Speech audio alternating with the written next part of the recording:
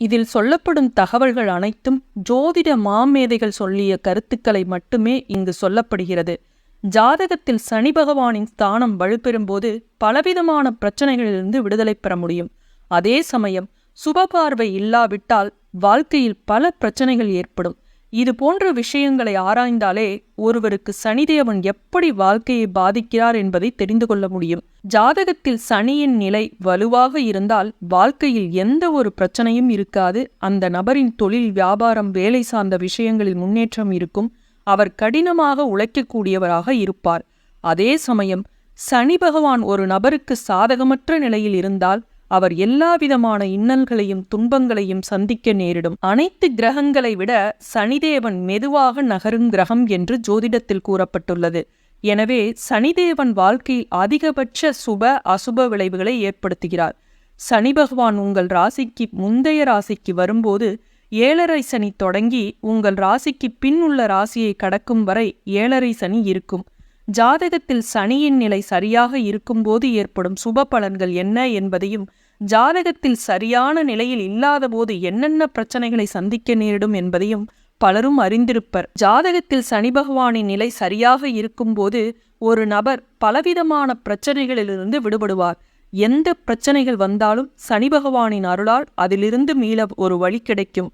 சனிதேவன் மகிழ்ச்சியாக இருக்கும்போது முடி மற்றும் நகங்கள் கூட வலுவாக இருக்கும் மற்றும் அதிர்ஷ்டம் ஆதரவாக இருக்கும் என்று சொல்லப்பட்டுள்ளது. சனி பகவான் சுபஸ்தானத்தில் இருக்கும்போது குடும்பத்துடன் இருக்கக்கூடிய உறவுகள் வலுவாக இருக்கும். குடும்ப உறுப்பினர்களும் முன்னேற்றம் அடைவார்கள் என்று ஜாதகத்தில் சொல்லப்பட்டுள்ளது. ஜோதிடத்தில் 12 ராசிகளும் 27 நட்சத்திரங்களும் விவரிக்கப்பட்டுள்ளன.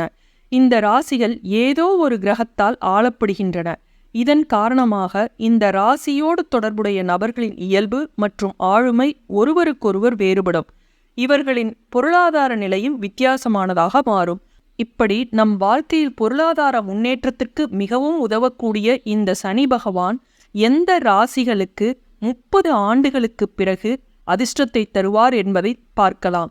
சனி பகவானால் 30 வருடங்கள் கழித்து பணக்காரராகும் 3 ராசியினரை இந்த பதிவில் பார்க்கலாம். 30 ஆண்டுகளுக்கு பிறகு பெரும் பணக்காரர்களாக இவர்கள் கண்டிப்பாக மாறுவார்கள் என ஜோதிட சாஸ்திரத்தில் சொல்லப்பட்டுள்ளது. அவர்கள் யார்? அவர்களுக்கு சனி பகவானின் அருள் எவ்வாறு கிடைக்கிறது என்பதை பற்றி இந்த பதிவில் தெரிந்து கொள்ளலாம். இதில் சொல்லப்பட்ட கருத்துக்களில் உங்களுக்கு சரியாக இருந்தது, உங்களுடைய வாழ்க்கையில 30 ஆண்டுகளுக்கு பிறகு நீங்க பொருளாதாரத்துல முன்னேறி இருக்கீங்க அப்படின்னா கீழே கமெண்ட்ல மறக்காம தெரியப்படுத்துங்க. சனி பகவானின் சிறப்பு அருள் பெற்ற ராசிக்காரர்கள் யார் யார் என்பதை முதலில் தெரிந்து கொள்ளலாம். மகர ராசிக்காரர்களுக்கு சனி பகவானின் அருள் எப்போதும் இருக்கும். இந்த ராசிக்காரர்களின் ஜாதகத்தில் இது போன்ற சேர்க்கைகள் இருப்பதால் அவர்களின் அதிர்ஷ்டம் 30 வருடம் கழித்து பிரகாசிக்கிறது. இந்த ராசியின் அதிபதி சனி என்பதால் அந்த நபருக்கு சனி மிகவும் மெதுவாக பலன்களை தருகிறார். ஆனால் இவர்கள் 30 ஆண்டுகளுக்கு பிறகு ஏராளமான செல்வத்தை பெறுவார்கள். இந்த நபர்கள் ரிஸ்க் எடுப்பவர்கள், அதனால் அவர்களுக்கு வெற்றி தேடி வரும். இவர்கள் கடின உழைப்பாளிகளும் கூட. அடுத்தது கும்பராசி. ஜோதிடத்தின்படி கும்பராசியினர் 30 ஆண்டுகளுக்கு பிறகு சிறப்பான வெற்றியை பெறுவார்கள். இவர்கள் 30 வயதிற்கு பிறகுதான் தொழில் மற்றும் வியாபாரத்தில் முன்னேற்றம் பெறுவார்கள். இவர்கள் பணத்தை சேமிப்பதில் வல்லவர்கள். அவர்கள் வெற்றி பெற வேண்டும் என்ற ஆர்வம் கொண்டவர்கள். இது அவர்களை மற்றவர்களிடமிருந்து வேறுபடுத்துகிறது. இவர்கள் எந்த இலக்கை நினைக்கிறார்களோ அதை அடைந்த பின்னரே இறக்கிறார்கள். இந்த ராசிக்கு அதிபதியான சனி பகவான் இந்த குணங்களை அவர்களுக்கு வழங்குகிறார். அடுத்தது கன்னிராசி. இந்த ராசிக்காரர்களின் அதிர்ஷ்டம் 30 ஆண்டுகளுக்கு பிறகு பிரகாசிக்கிறது.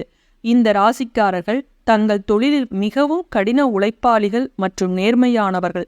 30 வயதுக்கு பிறகு இவர்கள் பெரும் பணக்காரர்களாக மாறுவார்கள். இந்த ராசியினர் நல்ல தலைவர்கள் மற்றும் அவர்களின் தலைமைத்துவ குணம் இருப்பதை நிரூபிக்கிறார்கள்.